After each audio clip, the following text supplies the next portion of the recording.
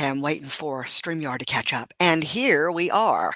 Hello, everyone, and welcome. Holy cow, y'all. It's my birthday. It's my birthday. And it is also International Women's Day. Ooh, ladies first, ladies first. I know I got a beautiful singing voice. Not.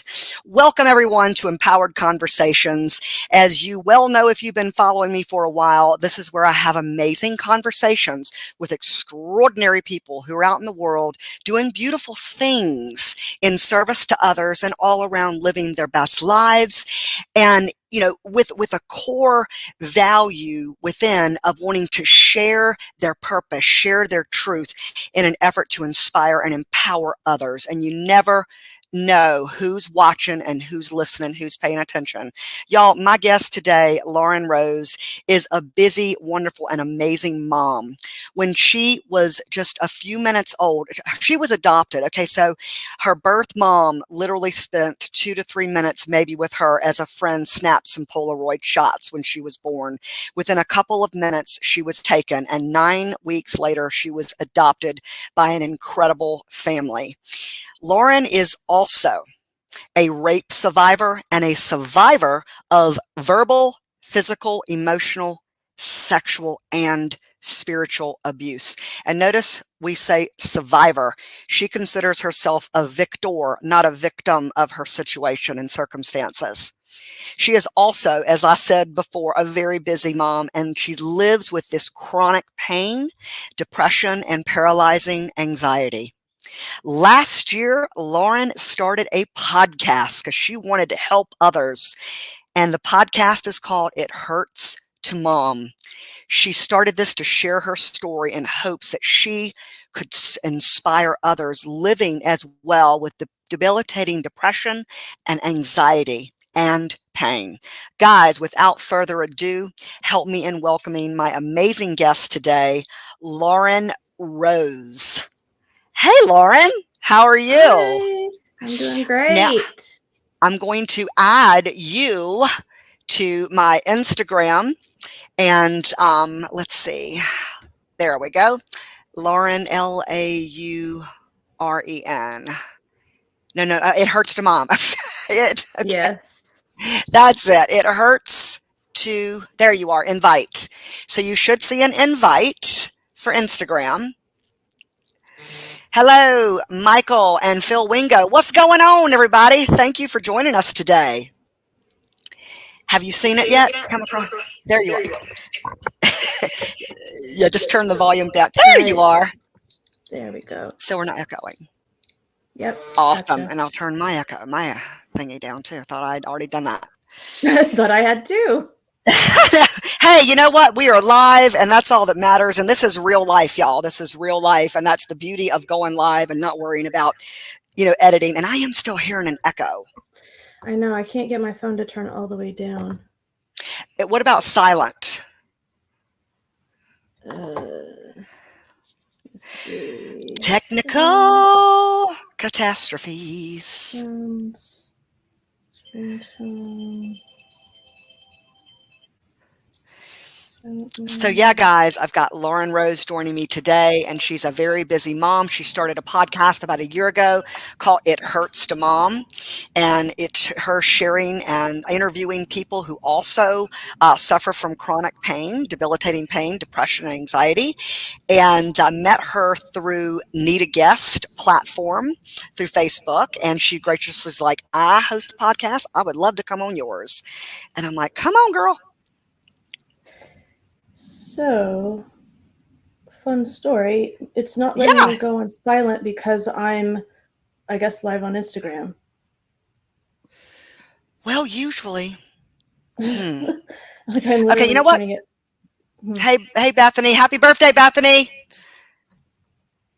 So what we're going to have to do, I guess, is just not go live on Instagram. That's okay. Okay. That's okay. I'll share it. People will still see it. Bye, Cool. everybody. So anyway, thank you again so much, Lauren, for being here. Of And course. yes, I was just, explaining how we met through Need a Guest and your story when you said that this is what I do, this is the podcast I host. I was like, boom and boom. Mhm. Yes, I would love to have you on and share your story. So, nothing's, off the table here. And you were adopted. Share with me, like, what all, like, I know that you wound up, when I listen to your podcast where it's just all about you, you talk about, um, that pain is not something that's happening to you. It's something that is trying to wake you up to tell you something. So Mhm. start, tell me, what all that means to you. So, as you mentioned at the beginning, I've had several instances of trauma and abuse in my life.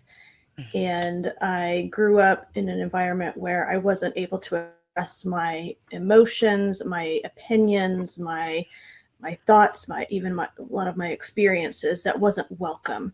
So I learned to suppress all of those things, even my preferences in life. What restaurant do you want? Oh, it doesn't matter. Whatever you want, right? And definitely emotions, because the only emotions that were allowed at my house were happy ones. And if you weren't happy, you were told you're just a child. You have no reason to be angry or sad or Mm. whatever it was that my dad didn't like. So when I was about 15, I started having chronic headaches and migraines, combination headaches. And when I was 5 in 2015, I went into a 4-week inpatient pain recovery center. And one of the guided meditations we were supposed to do was we were supposed to imagine our pain, like what would its physical properties be. So I imagine mine as this round figure with spikes coming out of it because it's pain. It has to be painful, right? And it was a dark figure with an angry face. And then we were supposed to communicate with it. So I asked my pain, why are you trying to hurt me? And it came back with kind of hurt feelings. I know that sounds stupid, but that's just what had Mm. played out in my head. It kind of had hurt feelings, and it said, "I'm not trying to hurt you. I'm trying to tell you something."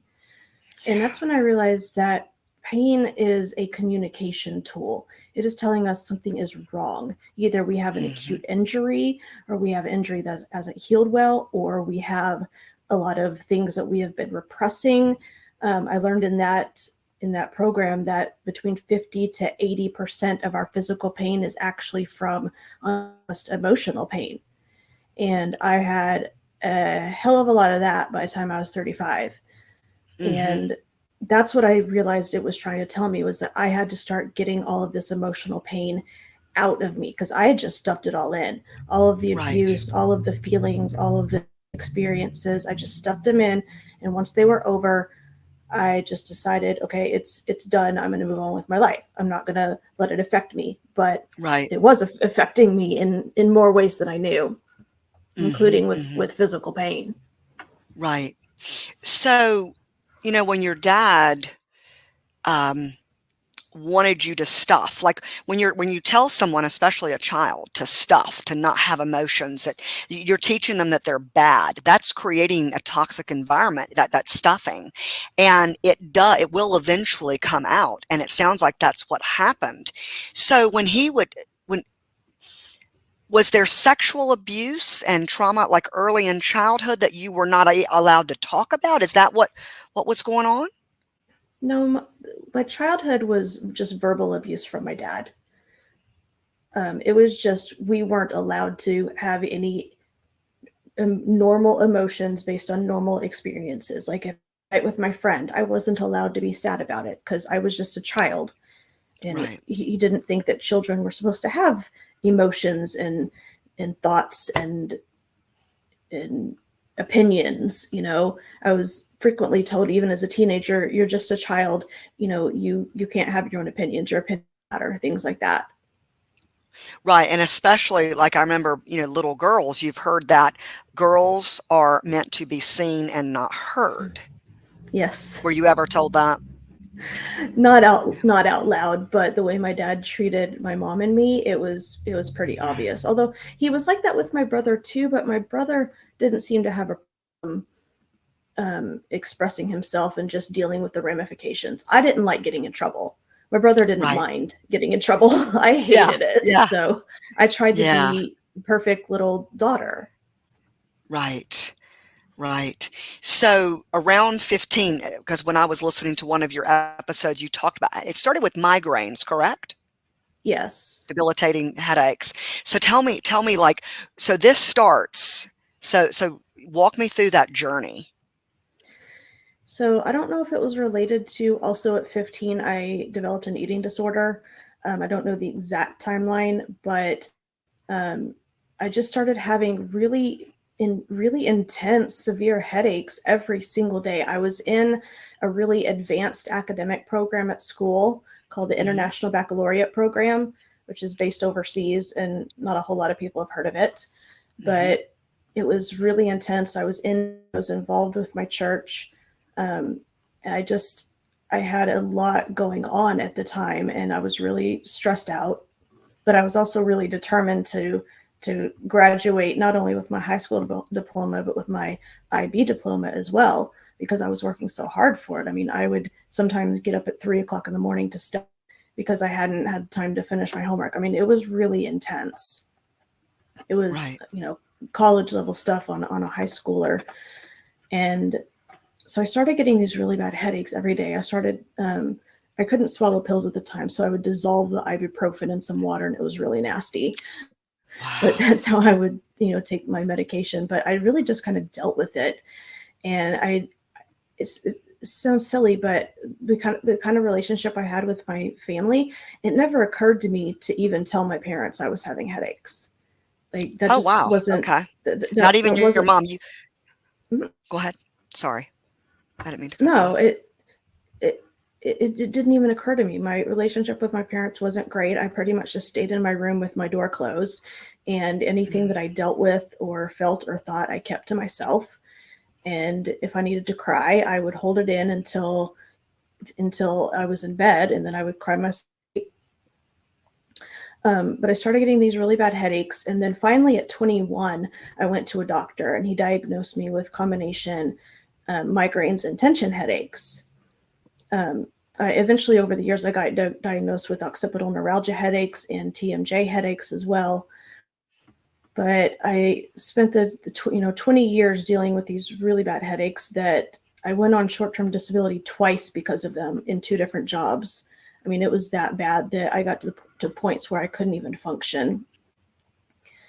And so after I got out of the recovery program in 2015, I was also having some body pain. So I went to see a rheumatologist, and I found out I have autoimmune disease, inflammatory arthritis, degenerative arthritis, and degenerative disc disease. And then over the next 10 months, well, I guess a few months later, I took my daughter to the zoo, my husband and I did, and something happened at that zoo. I don't know what it was, but I ended up with excruciating lower back pain in my L5S1 discs. Like I went to the ER, I thought I had fractured my spine. It was that painful. And things came back and nothing fractured. And I eventually found out it was just the arthritis in my spine. And so over the next 10 months, I really struggled to function. I wore a back brace every day to work. I worked from home as much as I could. I work early because and just work from home because I couldn't stay at work. I could barely walk. I couldn't walk without a back brace, barely. And finally, I was getting steroid injections. I did about a physical therapy, and nothing was making me better. And finally, I got some steroid injections, and I didn't think it could get worse, but it did. And I ended up having to go on short-term disability from work. Mhm. So during my sorry, go ahead.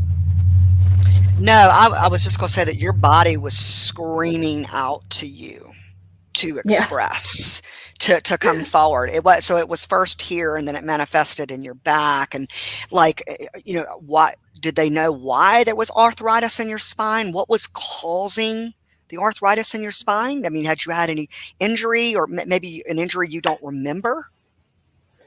I mean, a really bad car wreck. but the doctors think it's the autoimmune disease, just that my autoimmune system is attacking my joints and making them Mhm. degenerate. So Gotcha. Yeah. so I went on short-term disability, which is 6 months, and I did another bout of physical therapy, got more steroid injections, and instead of getting better, my arthritis spread. So instead of just being in my back, it spread to the rest of my joints, my hips, my knees, my shoulders, my hands, my feet, my toes, my fingers. And just for kicks, I developed fibromyalgia while I was on short-term disability. Right. Yeah. So really my body, you're right, was screaming at me. Yeah. Yeah. So when you had that epiphanic moment when you were doing that guided meditation, how old were you again when that happened? 35. Okay.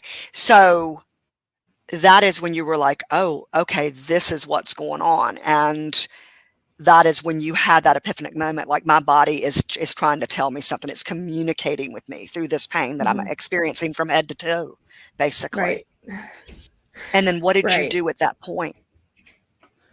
Well, after 6 months of being on short term disability, I couldn't go back to work. They eliminated Mhm, my position. So I was devastated because I'd mhm, applied for another position that was going to be mine. It was going to catapult my career even, farther than it was. And I mean, I loved my job. I loved my company. I was in the rest of my life there. So mhm, instead of doing what possibly I could have done, which was lean into what I knew my body needed, which was to release all of these things, I ended up in a really deep depression. So for the next 2 years, I wondered what my purpose in life was. I mhm, barely got out of bed. I barely took care of my daughter. It was just a really dark place because, like, when you lose your identity, when you lose your purpose in life, mhm. nothing really seems to matter. Yeah, you gave me cold chills. Mhm, And for I thought, well, maybe my purpose in life now is to take care of my daughter and my husband.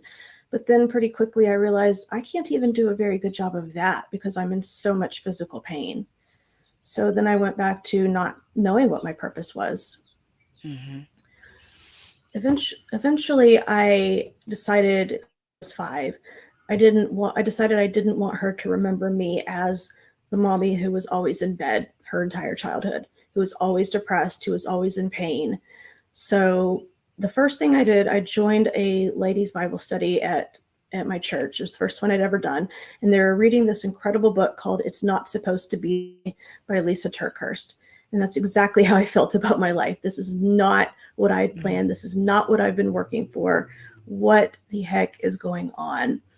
And the Bible study helped me in two ways. Number one, there was a lady who, because I was a complete mess. I Mhm. was the crazy girl who went to all of these Bible studies and I was crying all the time. And You were she releasing. encouraged. Crying as a form of release.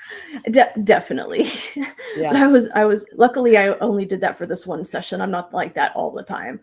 But I had a lot to release. I was just Mhm, starting trying to come out of this 2-year depression, and she encouraged me to intentional daily gratitude. No matter what every single night, whether I felt like it or not, 30 things I was grateful for. And so I started doing that. And then I also realized from the book that, God, or if God's not your thing, you or the universe, but in my mhm, case, God could take my life and make something new and beautiful out of it, which is not mhm. something I considered before. I thought my life was over. Now that I couldn't work and I was in all this pain, nothing good could come of it. And that changed my perspective. I mean, practicing the gratitude changed my perspective about all the Mhm, things that I mhm, do have. And then realizing mhm. that my life was not over. I could Yeah. purpose. So what I started doing was I joined a bunch of Facebook groups and I joined some apps for people with chronic illness and chronic pain, and I started connecting with people who had chronic pain, who had Mhm. depression, anxiety, previous trauma, and I felt joy like I'd not felt in a Yeah. really long time, from encouraging them, from giving them advice, from Yes. just letting them know that they're not alone, because that's a big Mhm, thing. I mean, my my entire chronic pain journey has been nearly 30 years now, and Mhm. it's felt very lonely because chronic Mhm. pain is not something that most people talk about. Let's just try to deal with it, put a happy face on, and make it through our day, right? Absolutely. So so I Because it's difficult. It's difficult to talk about hard things, especially because especially like in our mother's age, you know, it was to be depressed was something that you were thought of to be crazy, and it was a taboo to yes, talk about. So we are shifting. We have been shifting for quite some time out of that paradigm, but still, you know, um, it's like it's hard to realize that, like, you know, holy cow, I'm really going through this. And it's easier to, well, let's just not talk about it, let's just persevere. No, but you're right. I mean, you've got to express yourself, you've got to talk about it, because when you start talking about something you've gone through, you just, it's like amazing how people just pop up, like what's that whack-a-mole. They just start packing up, popping up like whack-a-mole, like, hey, I suffer with that too, hey, I can relate to that. So sharing our stories is part of our purpose. yeah, I just interviewed with a lady Excuse last me. week who had no idea that the pain she was feeling, I think it was in her back, was chronic pain. It was talking to me, she realized she has chronic pain. Yeah. That was kind of crazy, but so I started a blog and then I had it on my heart to start a podcast, but I'm more of an introvert. I'm a total introvert. So I just thought, well, I'm not going to be any good at this, but it was really on my heart, and I had a friend of mine just really encourage me to do whatever I could to put in the world. She was like, if you want to write a book, if you want to start a podcast, if you want to start a YouTube channel, do all of it. Why do you have to pick one? Hmm. So Exactly. so I started this podcast and I started a small group at my church specifically for people with chronic pain.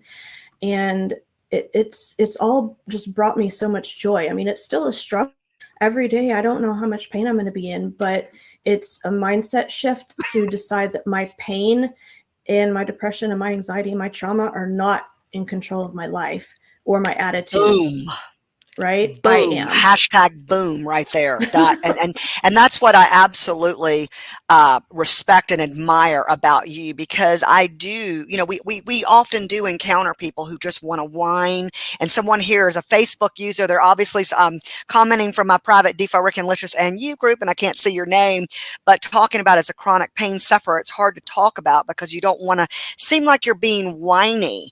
And Mm-hmm. you know, and because what you're doing, okay, yeah, there's a period of grief and whining and venting, absolutely, about anything, but it's like, but now you've taken it by, you know, in essence by the balls, like, I'm not okay, I have this, I experience this, but I'm not going to let that be who I am and let it control me. I'm going to Right.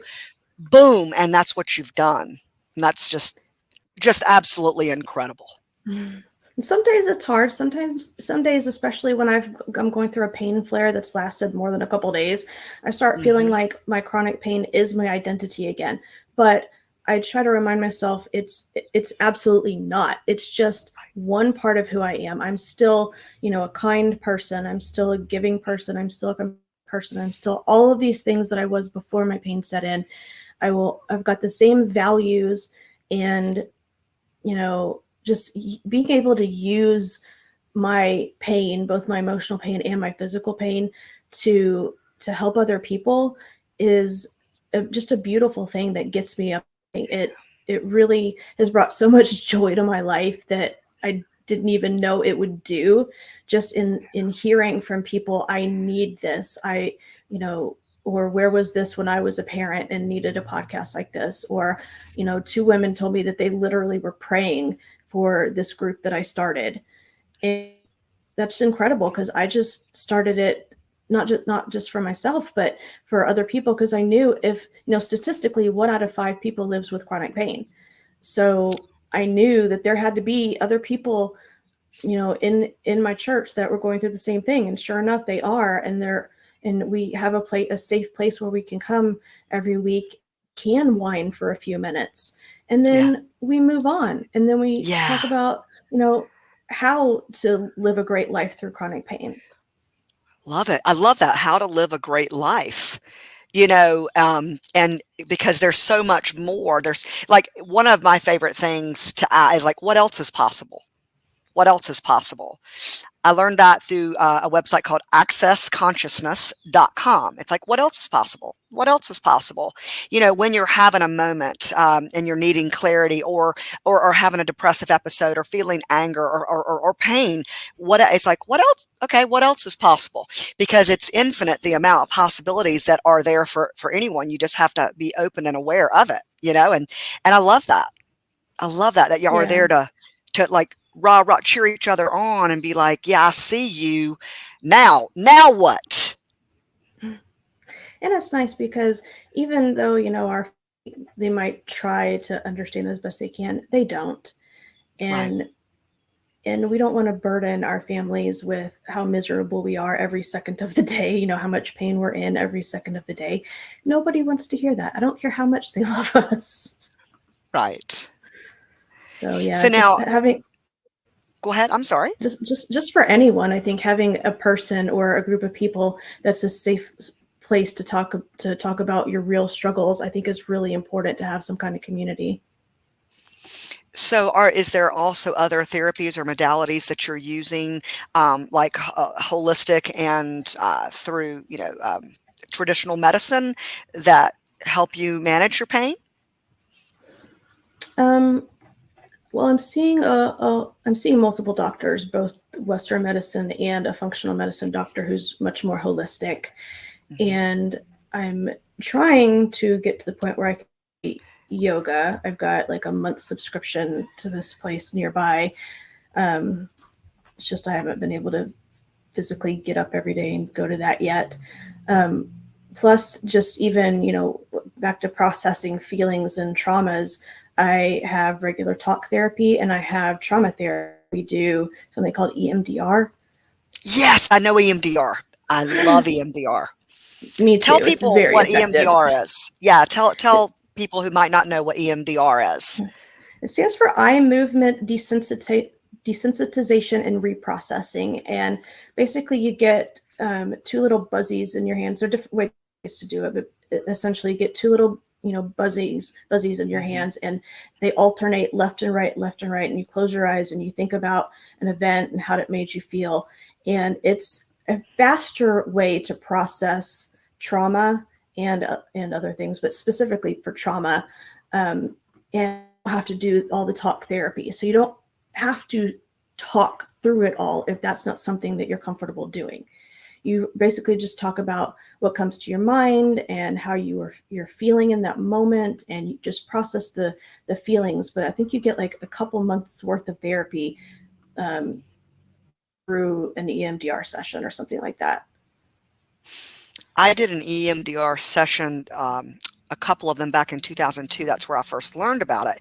And Mm-hmm. I'm just like you. I am a big proponent of, okay, let's fix this. And EMDR works with the subconscious, it works with the conscious, it works with like what you were saying. So through that, you can do it through tones in each ear, or even Yeah. like with your eyes, or like you were saying, holding things in your hands.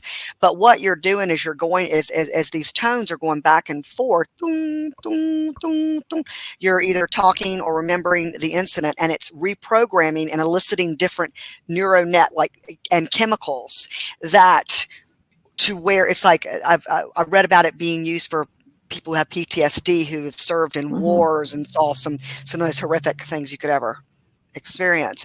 And then so what it does is by eliciting a different chemical response is it alleviates that chemical response that happens every time you think of that memory.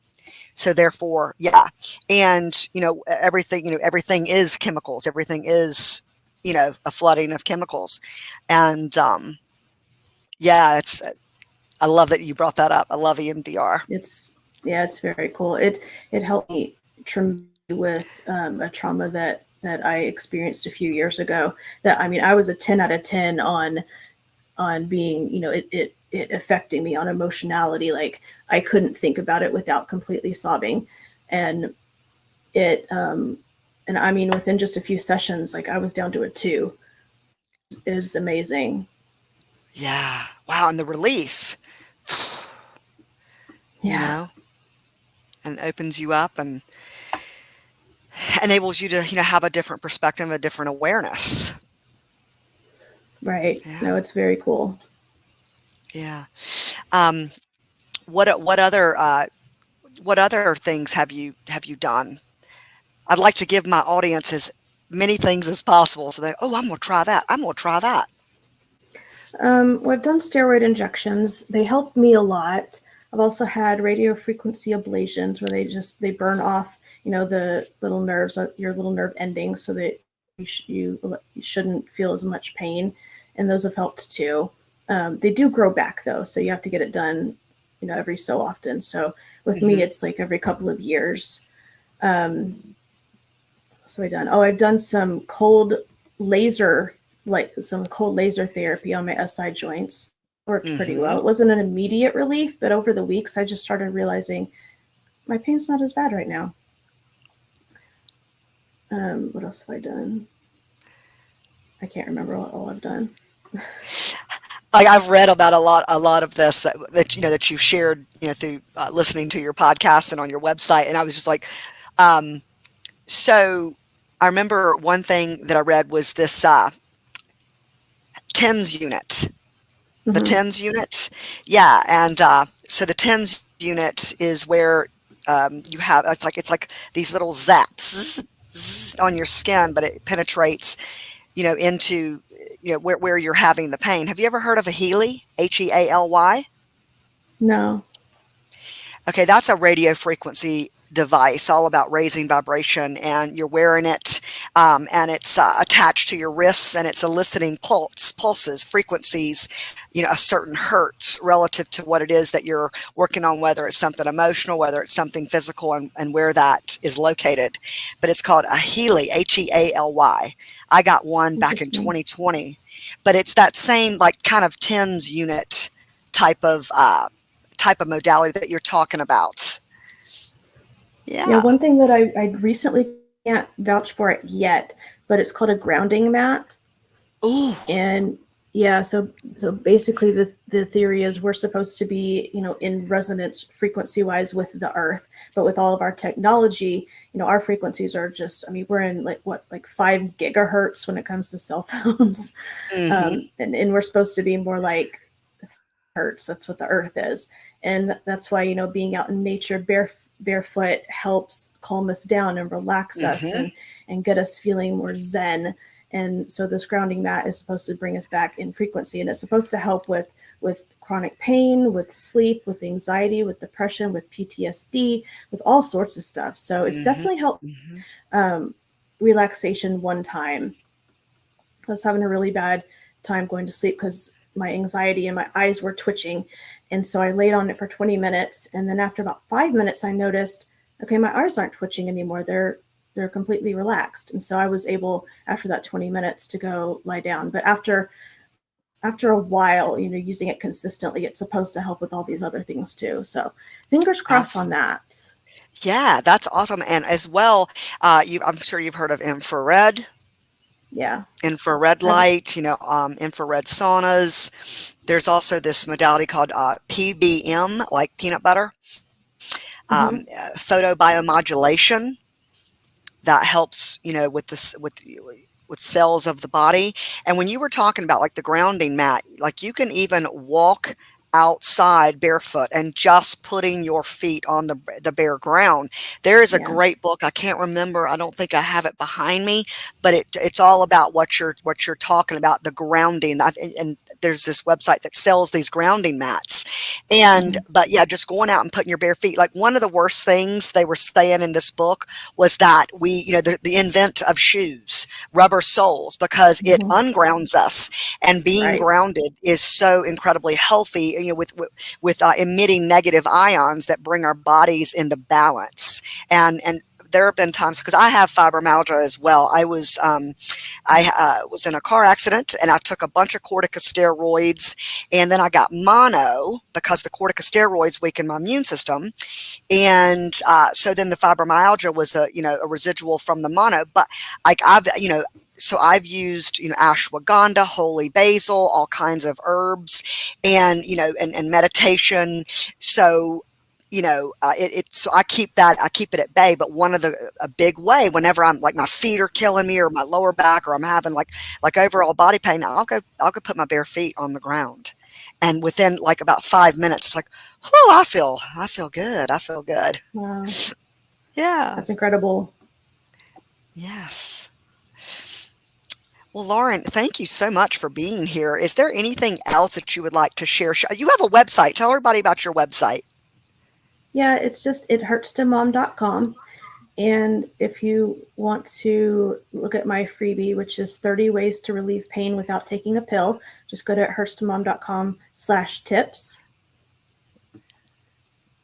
And And follow that's her also, podcast. I'm sure there's a link to your podcast on your website. yeah, the whole podcast section on there. So it's on Apple and Spotify. It's called It Hurts to Mom. And my Instagram is at It Hurts to Mom. And my Facebook is facebook.com/It Hurts to Mom. That is, Pretty and that, consistent. right. That is like a such a unique title, but it's like boom. There's no. It's like wow. Yeah, I love it. Yeah.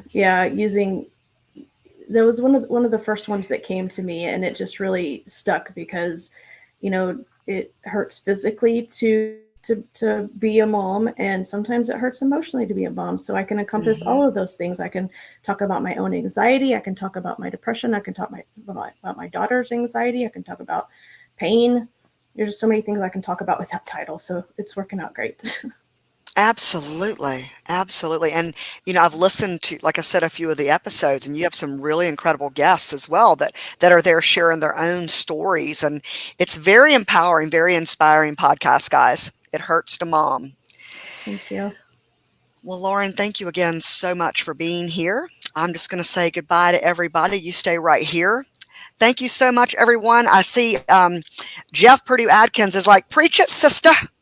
And Andrew Leonard joined us today. Thank you for joining. And then I had a couple Facebook users who I can't see their names because they're commenting from the private Facebook group. But thanks again, guys. And I hope everyone has an incredible rest of their week. Bye bye.